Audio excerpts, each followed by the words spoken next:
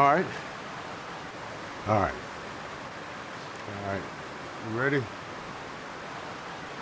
So, when I was a kid, I think my obsession with animals began before I was even 5 years old. I always wanted to have my own zoo.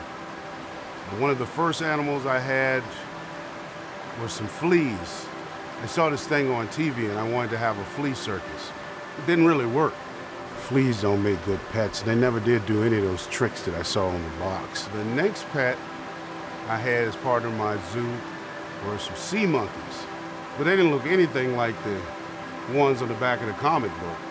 Then I had a chia pet. That didn't work out either. It died if you don't put any water in it. As I got a little bit older, I started focusing my attention on mammals, four-legged animals, which there were a lot of them running around stray in my neighborhood.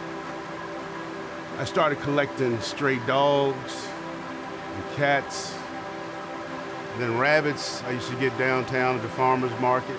Pigeons that I found and taken from old abandoned buildings and construction sites, and dilapidated homes under railroad trestles and bridges. Turtles, fish. I got my turtles from down in the river. Turtles ain't sociable, as pets. You can't walk them down the street, but I just like to have them. At one point, I probably had about 15 dogs, 40 cats.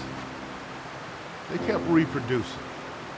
Probably 30 pigeons, 10 rabbits, maybe 20 turtles. I loved them. I loved them a lot, and I would do anything to get them, to find them, to help them, to protect them. I didn't think much about how I was dressed, how dirty I was, and in fact, I didn't care much about the way I smelled or looked at all. And I was prone to not bathing frequently because I just did what I did. But I thought I was fascinating. It really is difficult to herd cats, but you can get them to follow you.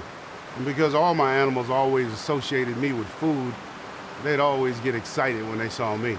And when I used to walk down the street and I'd have about 40 cats following me, you know how many cats 40 cats is? And how special I was to walk down the street with 40 cats?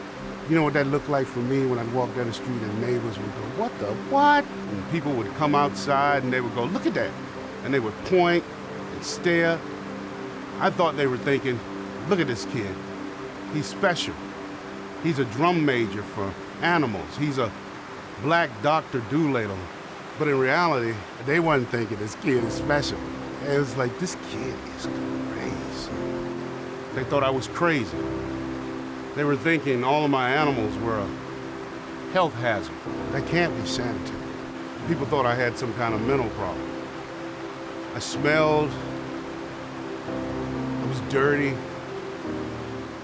They wondered what kind of parents I had.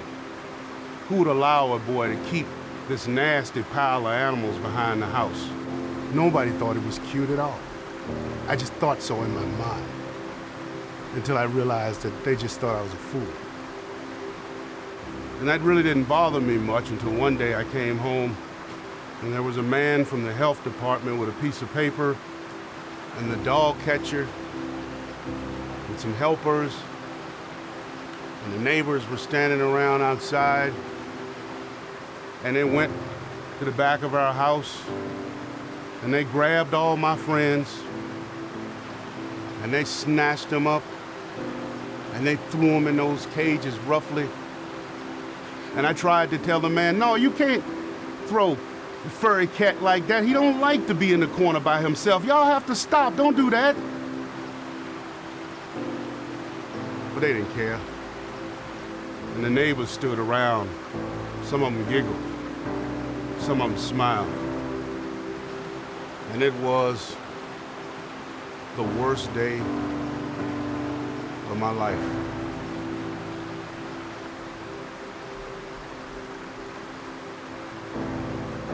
Since then, even though I've gotten older, and not much about me has changed, except maybe the frequency that I wash, my age, and the number of animals I have.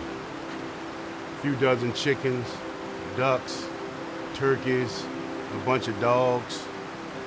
The world tried to change me, but they didn't succeed.